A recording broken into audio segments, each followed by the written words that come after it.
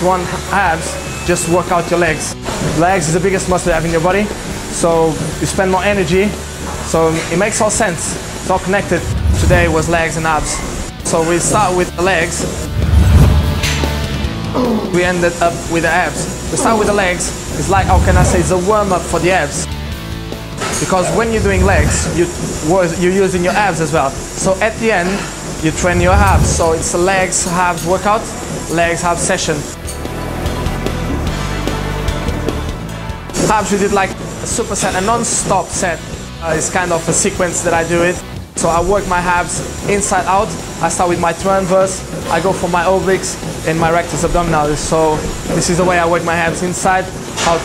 I start with planks to do that.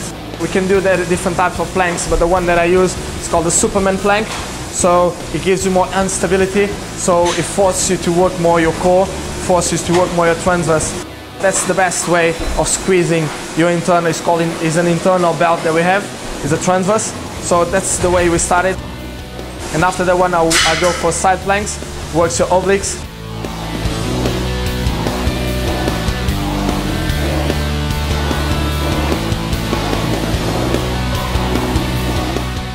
After I still with the isometric training, isometric share on the floor, and afterwards I start to work my obliques. Obliques, there is different types of exercise, twisting.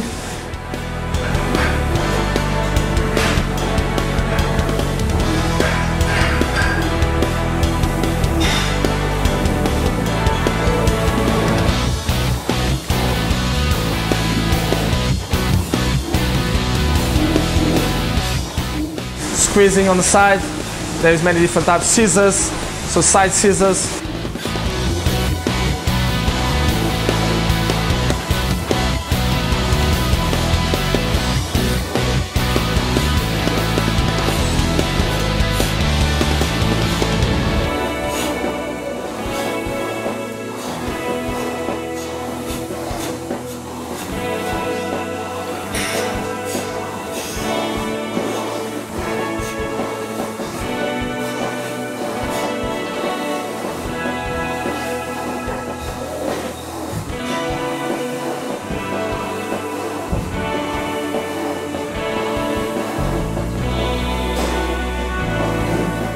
And we finish with classic crunches. So I want to go to failure, so I push myself to the limit at the end for crunches. Crunches is the most stable one, so it's the one I can do effectively better, and besides that is the rest abdominals. So it's the one I want to do to work out, not at the beginning but at the end. You want to be perfect technique and you want to get to failure.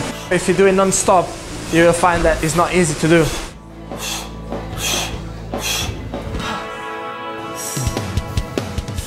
For me, this one works well. I do train my abs with weights as well, but for me the most effective one so far, the one that I've been using more, is this type of non-stop circuit, non-stop circuit. I believe it works better because the abs is kind of a resistance muscle because you use it through all the day, so you're always using your abs.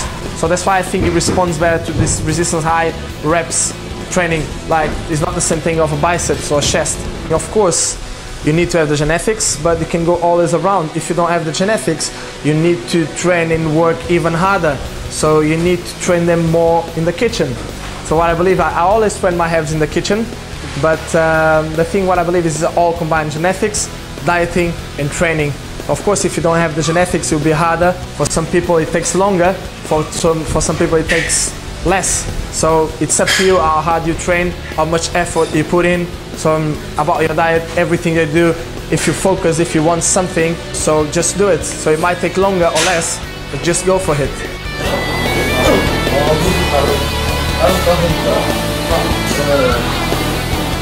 The training that we've done today, of course it can make a difference. Of course, it's not only the diet. You need to try to pump out your abs, so you need to create an hypertrophy. The first thing that people want is, I believe, they want abs. They want to see nice and good abs, because shoulders, biceps, even legs, like everybody can get that. So size, everybody can get that. So I think it's what causes more impact is the abs. The first thing that people look at, abs.